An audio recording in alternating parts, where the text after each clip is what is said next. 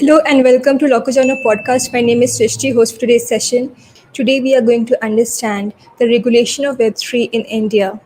India is one of the fastest growing countries when it comes to Web3 and Metaverse, and home to third largest Web3 talent in the whole world. At the same time, India has more than 450 Web3 startups. However, more than 60% of it are registered outside India due to India's lack of regulatory clarity on Web3 and crypto space in general. To understand the whole issue, we are joined by Mr. Reddy Pawan Kumar. Mr. Reddy is a blockchain lawyer and partner at Hash Legal. He has advised numerous companies utilizing blockchain technology, including NFTs, smart contracts, and crypto exchanges. So, welcome to the podcast, Mr. Reddy. Yep. Thank you so much, Srishti, for having me here today. Really Thank you excited so to cook up much. some interesting, fun conversations about Web3 law on Law Kajano. I would like to add that Srishti has been doing a fantastic job and I wish her all Yeah, the best. thank you so Yep. much. Much appreciated. Yep. I'll just start with the first question. Before we start, can you just tell us about your inspiring journey as a blockchain lawyer to our audience? I don't think it's inspiring as of yet, but I can definitely share as to how I started in the blockchain Web3 space. So I graduated in 2018 from Nuance Kochi. I was litigating in Bombay at a tier one law firm for like 1 year there. I quit my job, came back home, and then I started to figure out what I should do next, right? Trying to figure out my next immediate steps. So around late 2020, early 2021 is when I came across cryptocurrencies, blockchain, and Web3. Initially, obviously, my interest in the space was because I wanted to invest some money and get some good returns out of it, as everyone was talking about it back in the day. So I was like, okay, you know what? Let's just explore the space. Let's just put some money in there and see if it could work out for me. And as they colloquially say, like once you get started, you just like go deeper into the rabbit hole, right? So I started exploring as to what the space is all about, the technology is about, the use cases, right? And the whole of 2020, late 2020 and early 2021, this is all I did. Like I did a lot of research, I deep dived into all the use cases, considering like DeFi, NFTs, and stuff like that, right? And then I made a lot of friends along the way. So I'm going a bit astray here, but coming back 2020, I basically did a lot of research, and then somewhere around that time, a lot of my friends who had made friends on like Twitter, Reddit, and all these Instagram platforms, social media platforms, they started their own projects, and they would just casually come to me asking me for advice because I was the only lawyer that they knew of in the space. And me having a very deep understanding of as to how the Web3 space worked, I was better able to sort of suggest and help them as to how they should sort of cover their legal aspects, right, while running a business in the Web3 space.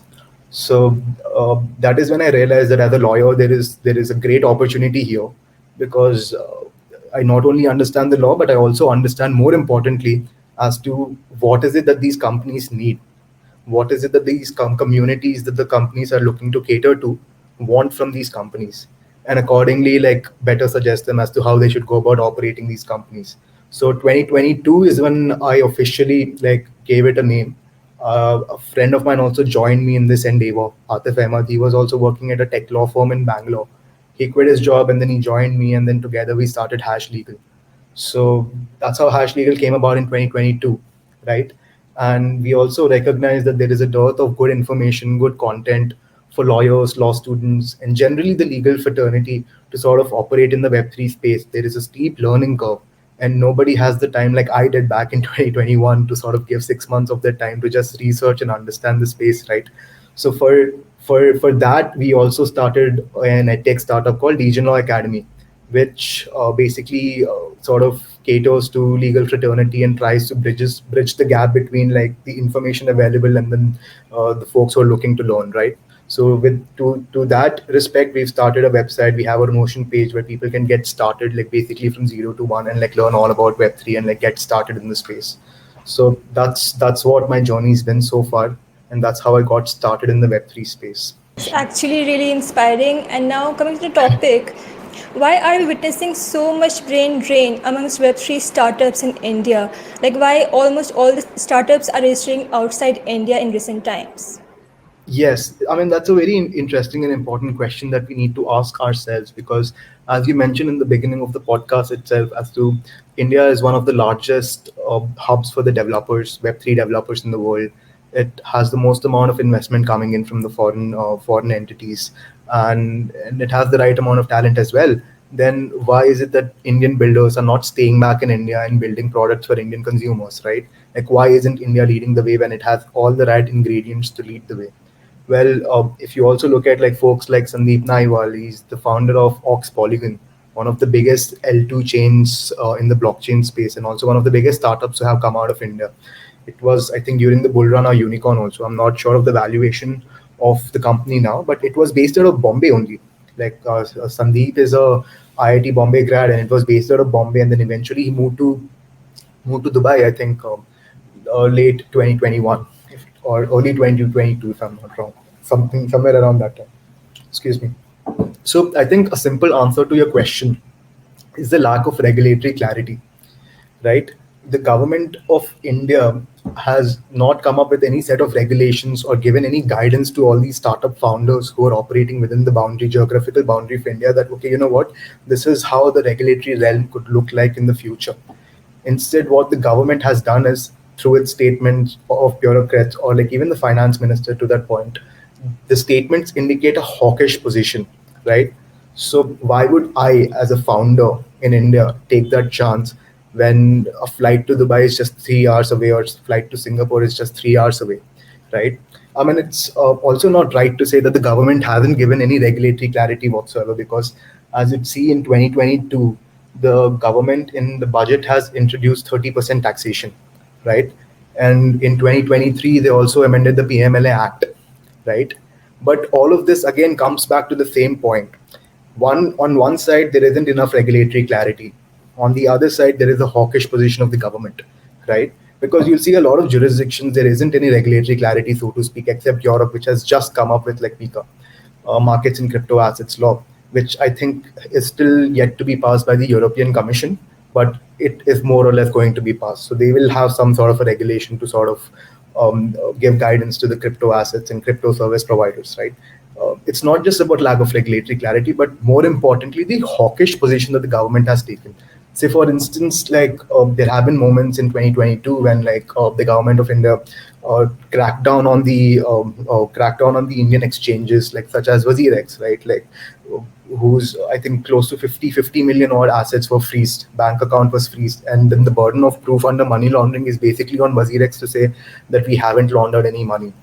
And during this whole course of time, the bank account would be kept frozen, right? And especially in a bear market, it gets even more difficult when the companies are like running on a very lean cash income, and they want to extend their runway as much as possible. Freezing like $50 million for like a new age startup trying to sort of extend its runway during a bear market can become extremely difficult, right? So it's the combination of lack of regulatory clarity along with the hawkish position is the reason as to why people are not preferring, as in like staying back in India and build in India.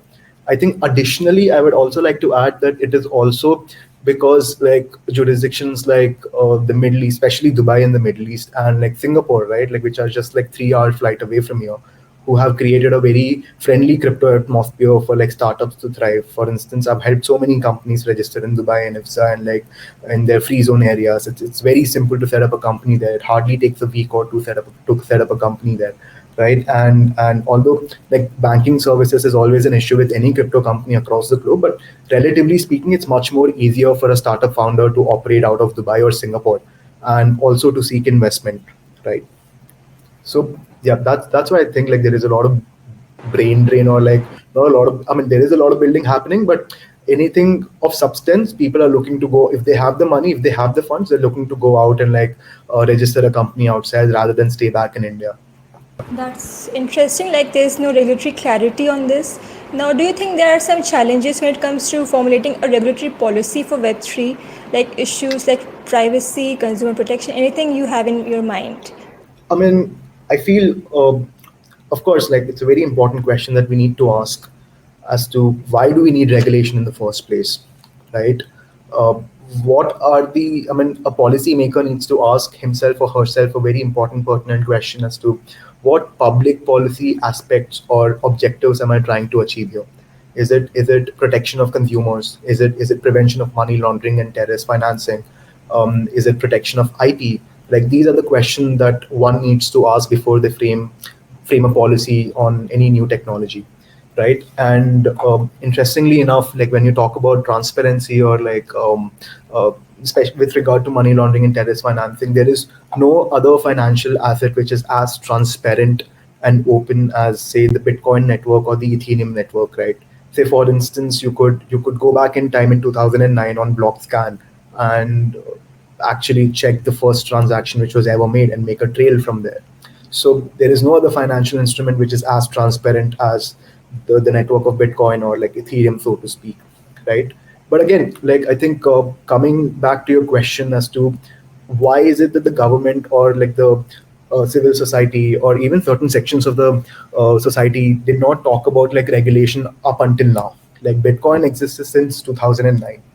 This is 2023. We're moving into 2024 soon. It's close. It's been close to 14, 15 years, right? Like why is it that there has been call for greater regulation in the past 3 to 4 years, right? Like what happened between these 10 years, right? I think a remarkable change which has happened in the past 15, 20 years is, I think, twofold, right? Like a, there has been a lot of adoption, mass. No, I wouldn't call it mass adoption, but a lot of curious minds have led to Bitcoin, Ethereum, and all these crypto markets in the hopes of sort of like putting in money and making millions out of it, like basically like acting like degenerate gamblers at this point.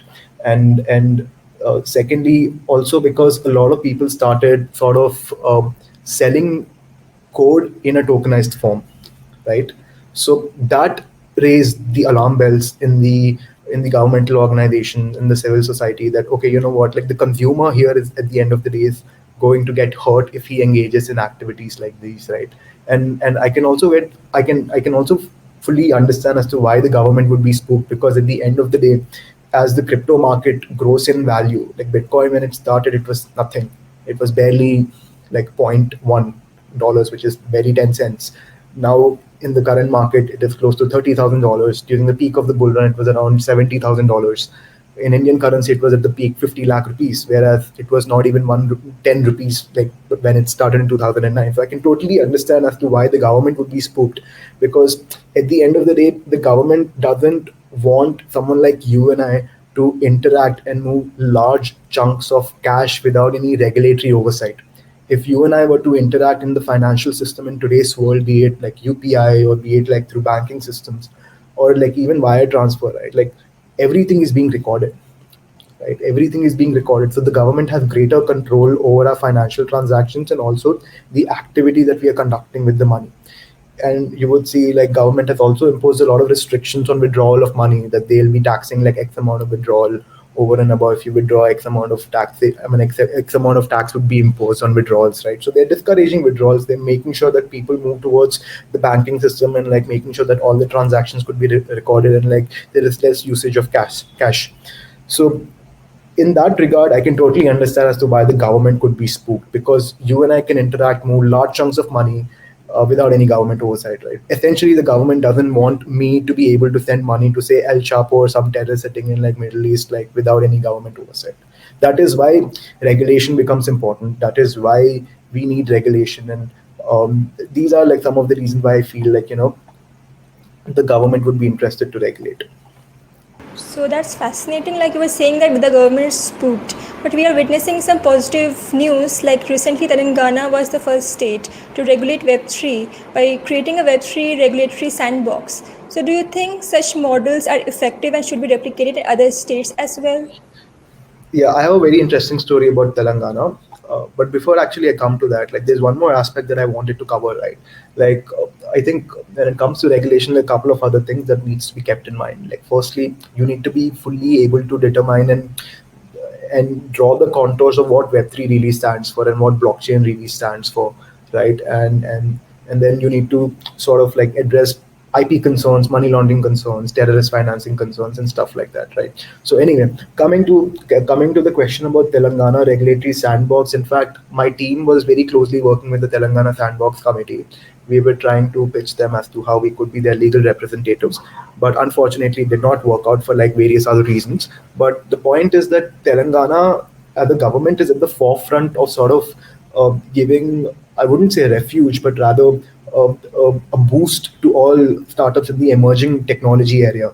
right? I mean, I think the Telangana IT minister, I'm not able to recall the name, but he is very proactive when it comes to giving a boost to startups in the emerging technology area, right? He wants to make Telangana a hub for like all such technologies and startups, keeping in mind as to how technology could evolve in the next 5, 10, 15, 20 years, right? And I think if looking at the past developments in the past 6 months or so, we know that like how transformative the AI technology is, we've already experienced firsthand how transformative the blockchain technology is. It has the potential to fully revolutionize the way we interact with the financial system, fully revolutionize the way real estate market works, or like how data is essentially stored, right? Because it has a lot of use cases. I think I'll also deep dive into as to what Web3 technology really stands for, but that'll be during the later part of the conversation. But again, coming back to Telangana regulatory sandbox, essentially we need to ask ourselves as to why do we need a sandbox in the first place, right? I think one of the reasons that we need, especially in India, that we need a sandbox is to make sure that we give these new age upcoming startups which do not have the resources, right, to be able to fully sort of like like get themselves to develop in this technology, to work in this technology, to come up with like new ideas and like work within the contours that have been set, and to come up with like products that could be used by like mass consumers, right? And I think a sandbox becomes extremely important because it gives them that support system to begin with, that okay, you know what, you're working in the gray area, but we will ensure that you are protected from any like consequences as long as it is within the contours of the sandbox that we set for yourself, right? So I think that is why sandbox becomes extremely important for like new startups, especially in the blockchain and the Web3 space, because there isn't any regulatory clarity. However, my biggest qualm with such sandboxes, at least when it comes to the blockchain Web3 space, is that uh, Web3 is global in nature. The problem with Web3 and when it comes to regulation, the biggest hurdle that a regulator has is that I can't make a state specific or a nation specific law and expect that the technology could be curtailed within the ambit of the law, because the technology is global, right? So you need a global consensus. So as long as you don't, I mean, forget about a state policy, forget about a national policy, even you need a global level policy where like regulators across the board are coming together and like setting a uniform standard of say data protection, consumer protection, IP related issues, and like all such issues, right? Because it's a global problem. It's a problem which needs to find solution at a global scale. That's true, like it's a global problem. So, do you think India's G20 presidency will lead to a global policy on digital assets and, in particularly, Web3? And finally, we could get some clarity on this whole issue. I mean, see, I feel technology compounds, right? Regulation is always playing catch up with the technology. What the issues that we have today may not be the same issues 2 years, 3 years, 5 years down the line. The issues could be very different. Um, and interestingly, the stated policy of the government of India so far has been and has remained that we will wait and watch. It's been the stated policy of the government of India. Not, I mean, not a written policy, but rather a verbal statement made by like a few higher ups in the finance ministry, that where they've said that we will wait and watch and see what European countries do, what European Union does, what America does, and then we'll come up with a regulation of our own eventually once we study their policies. I mean, that actually shows that the government of India is really not ready to sort of tackle the situation at hand and like lead the way for the rest of the globe to sort of follow us, right? In fact, on the other hand, you see like European Union leading the way when they come up with like a system like MiCA, kind of come up with a law like MiCA, right? Like which is a revolutionary, very comprehensive law, comprehensive framework where no country has come up with as comprehensive a framework as European Union has so far. And what it really does is basically it gives like all these startups, new age startups, a big boost to work fearlessly and just like build on these technologies. It does not stunt innovation. What the government's policy in India is at least doing is stunting innovation and like leading to brain drain, as we've discussed earlier, right? So as far as G20 is concerned, I mean, the government of India did bring to the table one of the issues was the regulation in Web3, where like the government of India urged the rest of the globe, and especially the G20 members, to sort of come up with like a uniform policy. I mean, I'm optimistic that there could be something, but I think at the same time it is extremely premature to sort of comment on this, because uh, nations like look after their own interests first, right? So you see, like the United States of America has a whole different approach when it comes to regulating crypto assets. European Union has a whole different approach. You have the Middle East, where it is trying to take advantage of lack of regulatory clarity across the globe, where it has set up like these free zones in its country, and inviting all crypto companies to come and set up their office and businesses there. You have Singapore, which is a zero tax country. Then you have Cayman and other such tax havens across the globe,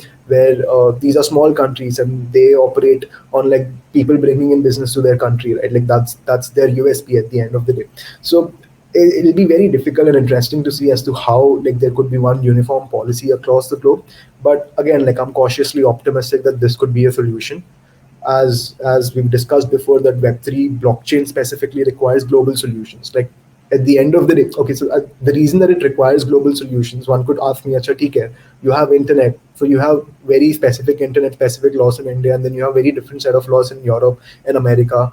Usme to you don't have any global, I mean, you do have global specific laws, but you don't have uniform laws across the board. More or less, there is uniformity in certain concepts of data privacy, data protection, how data should be stored, right to be forgotten. These concepts have evolved, yes, but then the application of these concepts is very different from country to country. I mean, let's not even get into the data privacy laws in India.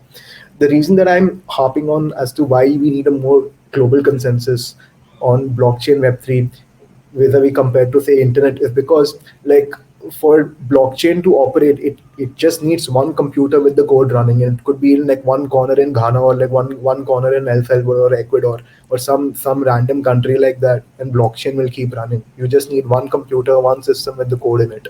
That is the beauty of blockchain. That is why it is immutable, and it can't be brought down by like one single government's actions or like one single party's actions, right? It is next to, I mean, it is not theoretically also, it is not possible to bring down the system or fudge with the system. It is immutable in nature, meaning the information on blockchain cannot be tampered with, right? The information cannot be tampered with. It is transparent, it is open to all. So that is why blockchain is different from like traditional, how we have experienced internet firsthand, right? So yeah, I hope that I'm cautiously optimistic that there could be consensus at a global level. But again, I think that's going to take a bit of time. That's interesting. Like we do not have any global consensus, but do you think that India can take inspiration from other countries, like their approaches, and try to incorporate them into their own laws to just start from something, at least something to have? Totally. Like, of course, like just because the stated policy is wait and watch, that does not mean that we'll keep waiting and like just keep watching and like never implement, right? Like, as I've already discussed as to how India has started moving. It has come up with the budget in 2022, where they impose a 30% tax, and then the new latest amendment in March of PMLA, and then you have the Digital India bill as well. But again, that's a different topic. But point being that they are working on it, but from what I see, for instance, I've been working on PMLA for a while, and like a few of my customers, uh, they need to comply with the PMLA law. All virtual digital asset service providers, according to the new amendment, they need to comply with the PMLA law, as they fall under the definition of a reporting entity now. So the problem is that the PMLA is geared towards like financial intermediaries, traditional financial intermediaries like a bank or an NBFC. It is not geared towards a crypto exchange, or an OTC trader who's providing virtual digital asset services, or say like an NFT platform or an exchange like that, right? So the the the the, the problem is that it's not a very well thought out amendment in action, but the government felt that this is the need of the hour, because of course like crypto could become a breeding ground for all sorts of criminal activities like money laundering, terrorist financing, and stuff like that, right? But again, like, it could have been better implemented, because from the way I look at it, I see that it will make it virtually impossible for any small player, small startup, small OTC trader, small exchange to comply with PMLA and operate a successful business at this point. So essentially, the government move is not to bring them within the ambit of the law or provide regulatory clarity, but to suppress their activity and businesses altogether, right? Now, that is what I see as an issue. And similarly, when you look at the 2022 budget as well, the 30% tax essentially just kills the small retail trader. Like if I am a small retail trader, I want to invest say, like some amount of money in Bitcoin or Ethereum. The government essentially is saying that, ha, theek hai, like every time you withdraw, you give me 30% irrespective of your profits and losses. You can't even carry forward your losses from one financial year to the other financial year. Every time I conduct a trade, 1% TDS will be deducted. And sorry, I'll correct myself. Like 30% tax is only on the profits, but the point is this, that it's a big jolt to a retail trader, right? And so the government is trying to suppress onboarding of masses onto this technology, thereby buying itself more and more time, right? That is what wait and watch policy of the government of India has been. We want to buy as much time as possible, and in the meanwhile, let's just make everyone else's lives difficult, so that like the technology, the compounding rate of the technology, the adoption rate of the technology could be stunted, right? While we try and figure out our next action, but this is the same sort of like policy which is also being carried forward or carried in the United States of America, as I see it, because unlike Europe, America hasn't come up with any regulation per se, so to speak. Like in America, there have been like massive lawsuits going on about XRP being a security or not, about and the SEC, which is the regulatory body equivalent to SEBI in America, uh, which looks over the securities market there. They have they have sort of brought in a lot of criminal charges against like Coinbase employees, Ishan Wani, for insider trading. Whereas insider trading, interestingly enough, can only be done with a security. But interestingly, a crypto token hasn't been declared a security yet. So that is the sort of interplay which is going on there. And then you see SEC is what it is essentially trying to do. It is basically trying to bring in regulation through enforcement. Regulation should always be top down. The government should, as I've discussed before, think of an objective, then, in order to meet that objective, include the stakeholders, do deliberations and discussions, and then come up with a uniform policy. What is happening in the United States of America is that they're taking people to the court, where the court has to determine whether this is a security token or not, and whether this falls under the law or not, whether insider trading laws are applicable or not. And depending on that, they will bring in the law, they will bring in the policy. So it's a bottoms up approach, which is essentially enforcement by regulation, right? So that the different sort of approaches by different governments in different countries. Like as we are on the United States, like there is also this tussle going on between multiple regulatory bodies. One is the Commodities Future Trading Commission, which oversees the commodities markets like gold, etc. And then the SEC, which looks over the securities market. Both these regulators are fighting between the two, between themselves, to determine who gets the jurisdictional oversight over crypto markets, gets jurisdictional oversight over Bitcoin, Ethereum, etc., right? And there isn't any clear definition as to what really does fall under as a commodity and what falls under a security. Although there are arguments where which have been made by many people, and very sound, reasonable arguments.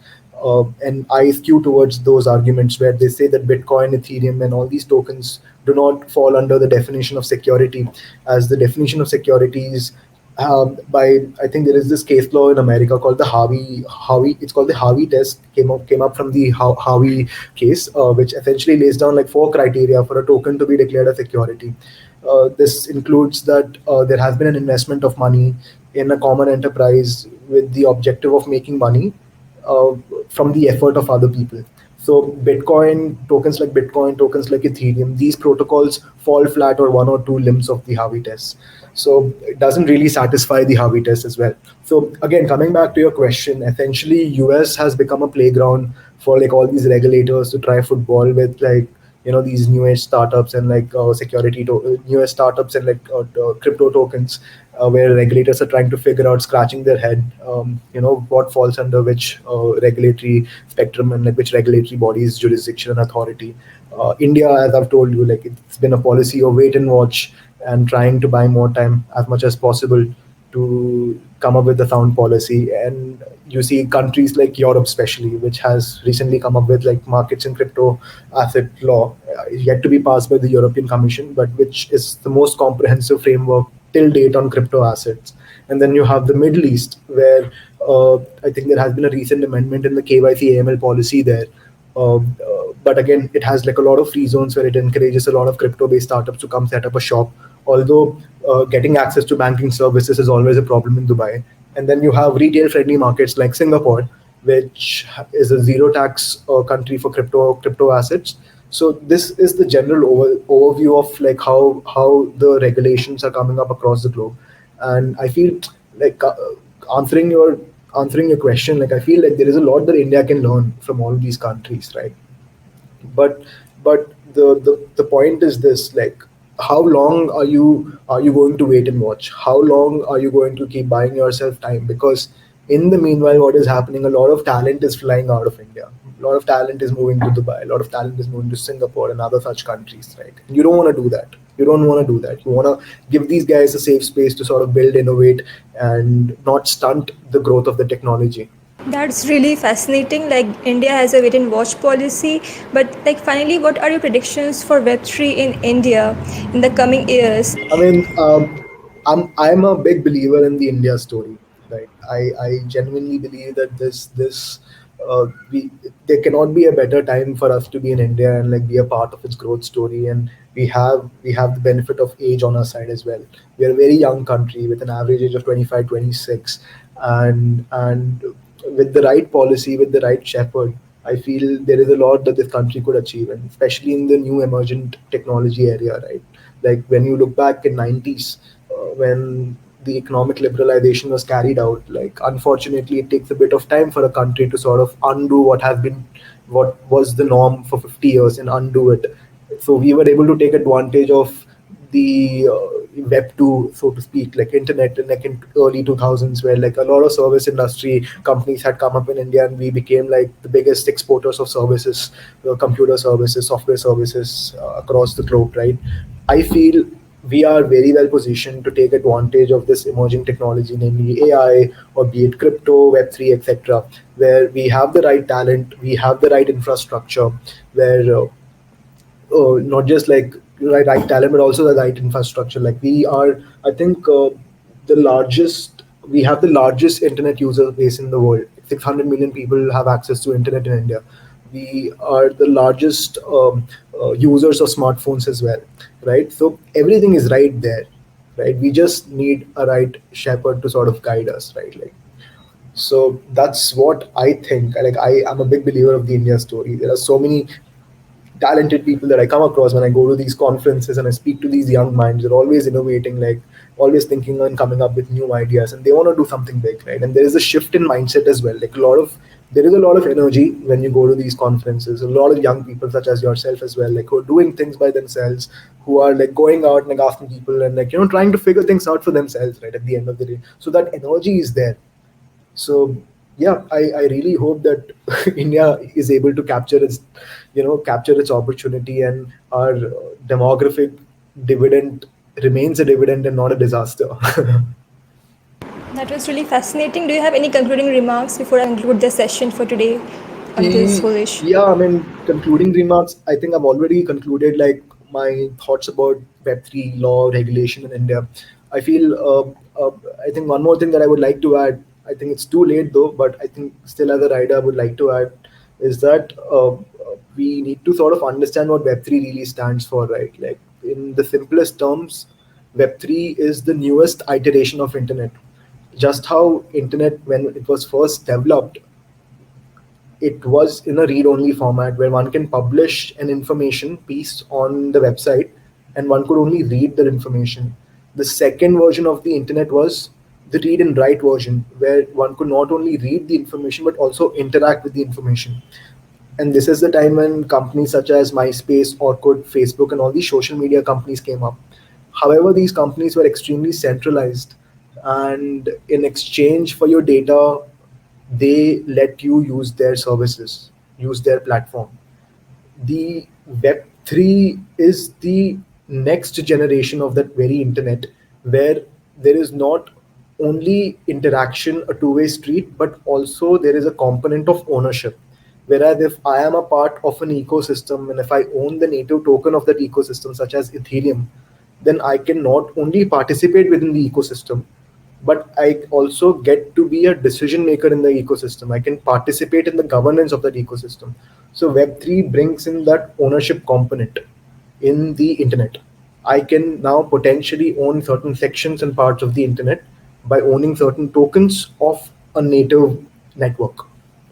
So yeah, that would be my concluding remark. And also, yeah, thank you so much for having me here today. This has been a very fun session. There is so much more that I would like to talk about, but I think like we both are running out of time here. But yeah, thank you so much for having me here, Shrishti. Really fun talking to you. Thank you so much for the wonderful session. It was indeed helpful for our audience understanding this whole complex topic. If our audience have any doubts or comments, let us know in the comment section, or you can contact Mr. Reddy via his profile link in the description box. Follow us for more such sessions in the future. Thank you, goodbye, and take care.